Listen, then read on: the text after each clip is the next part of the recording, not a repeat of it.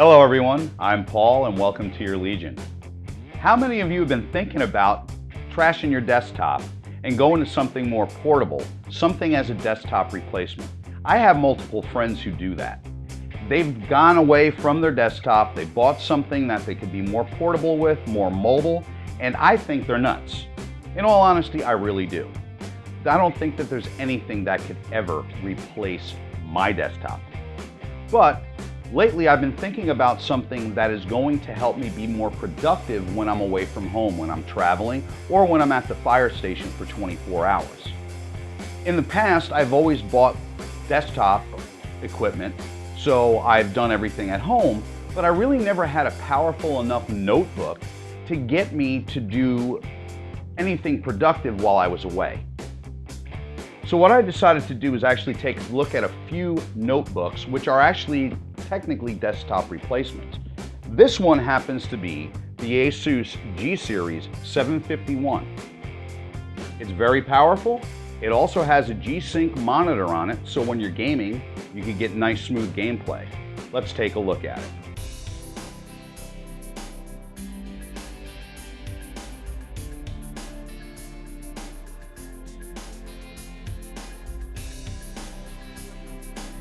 Even at first glance, when you take a look at it, it commands respect.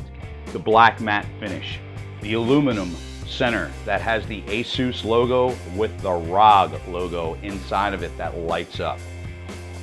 When you turn it to the back, you're gonna notice that you have these beautiful Raptor finished fans. This has two fans in it to keep it cool, and you're gonna get the ROG logo on the back of that also. When I flip it up, you'll notice this is an Ultrabook. You cannot remove the battery. On the side of it, we have two USB 3.0s and a Blu-ray drive, as well as a card reader. Going to the other side, this is where we have a lot more connectivity. We actually have amplified headphone jacks. We have a Thunderbolt, two more USBs, HDMI, our LAN port, and a VGA port, and this is where you plug it in for the power. Flipping it up, you'll notice very instantly that, wow, look at the size of that screen. 17.3 inches diagonal, it's got a beautiful QWERTY keyboard, and of course the keypad itself, the touchpad itself, has a forward and back button. Let's take a look at this beautiful QWERTY keyboard. As you can see, it is a full QWERTY keyboard. It does have the numbers on the side. It has multiple function keys, including macros. It also allows you to adjust the backlight up or down. It has a Steam key, a camera key, and this ROG key over here, when you depress it, it brings up the ROG interface, which allows you to set programs, etc. for gaming. So you have different gaming modes that you could do. So with this keyboard, you're going to get everything that you need and a little bit more than you would get with a desktop keyboard. The touchpad is pretty wide, as you can see. It also has a front and a back button. Something that I enjoy because I constantly, when I'm typing, I seem to tend to go across, and with these back buttons, at least I'm not hitting the touchpad. Hopefully I finally got to the part that you've all been waiting for. I felt the same anticipation while waiting for Windows to update and my games to download. I wanted a game the second I flipped up this panel. I already mentioned why I've always been skeptical of gaming notebooks. I was hoping that something could finally prove me wrong before I began, already knowing that the Asus G751 had two things going for it.